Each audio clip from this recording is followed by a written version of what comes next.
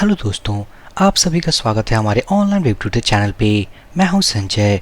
हम जो course continue कर रहे हैं वो है कोडर राइटर 4 फ्रेमवर्क ट्यूटोरियल। इस कोर्स का ये पार्ट नंबर 7 वीडियो है। इस वीडियो सेशन में हम ये बात करेंगे कि हम पार्शियल फाइल्स को कैसे इंक्लूड करें अपने मास्टर टेम्पलेट पे। और अगर आपने हमारे चैनल को सब्सक्राइब नहीं किया है तो फटाफट चैनल को सब्सक्राइब कर दें ताकि हर वीडियो की लेटेस्ट अपडेट आपको मिलती रहे। तो लास्ट वीडियो सेशन में गाइस हमने ये बात करा था कि हम अपने मीन्स कोऑर्डिनेटर फॉर एप्लीकेशन में मास्टर टेम्पलेट कैसे क्रिएट करें।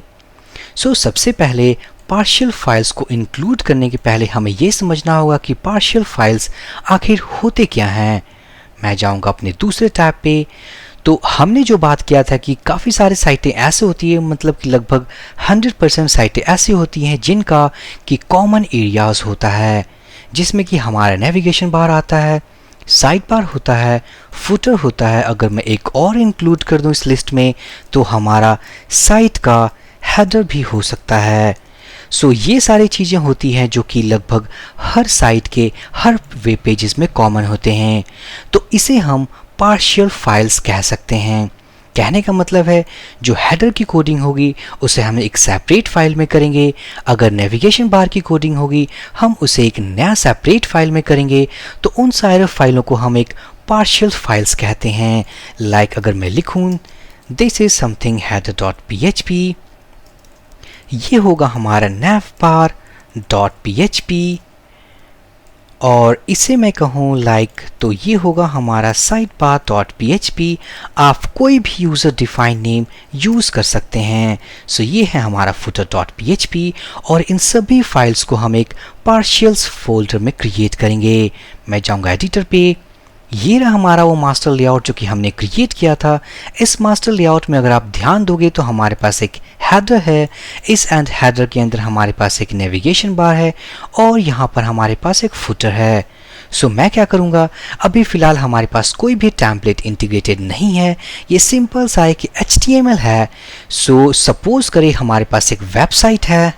उस वेबसाइट में हमारे पास काफ़ी सारी HTML कोड्स हैं, साथ ही साथ CSS के लिंकिंग्स हैं, जावास्क्रिप्ट की लिंकिंग है, एज वेल एज इमेजेस की।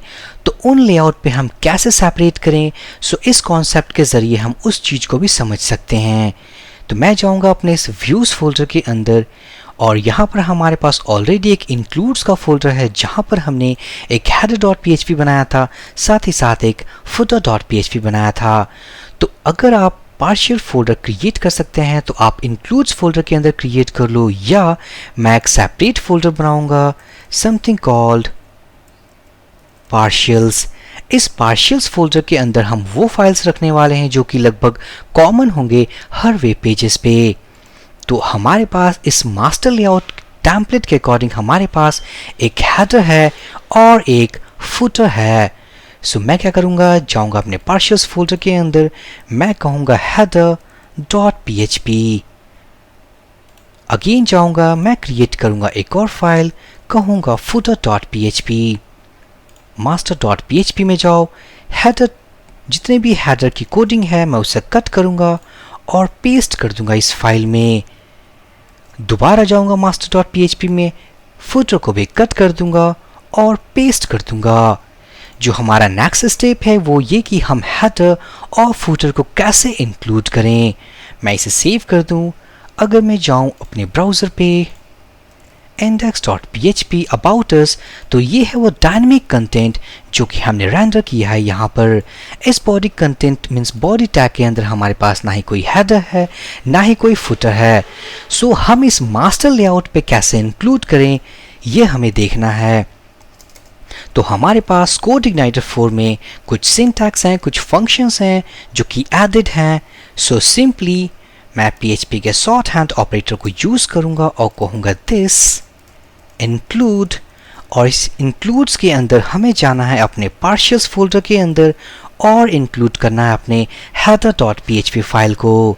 सेव करूँगा, ब्राउज़र पे जाऊंगा, रिलोड करूंगा तो देख सकते हैं हमने अपना हेडर सक्सेसफुली इंक्लूड कर लिया है। इसी तरीके से सेम कॉन्सेप्ट को यूज़ करके हम अपने फुटर फाइल को भी ऐड कर सकते हैं।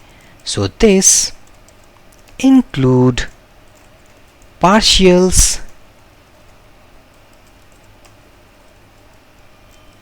और इस पार्शियल्स के अंदर हमारे पास एक फाइल है कॉल्ड footer.php। सेव करूँगा, रिलोड करूँगा तो हमारे पास एक साइट फुटर भी है। इसी तरीके से इस कोर्स में हम एक टेम्पलेट भी इंटीग्रेट करने वाले हैं अपने अगले वीडियोस में। सो उस टेम्पलेट इंटीग्रेशंस में हम इसी कॉन्सेप्ट को यूज़ करके बिल्कुल अच्छे तरीके से समझेंगे।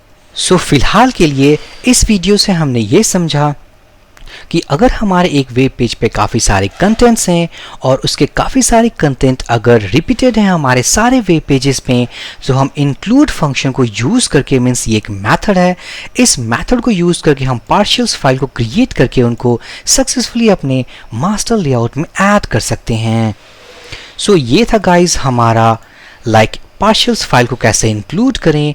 सो नेक्स्ट वीडियो सेशन में गाइज हम डेटाबेस के साथ कुछ काम करेंगे, साथ ही साथ अपने हेल्पर्स को भी देखने वाले हैं। सो इस वीडियो सेशन में अगर आपको कहीं डाउट हो आप कमेंट ड्रॉप कर सकते हैं। So for this video session guys, thank you for watching and have a great day.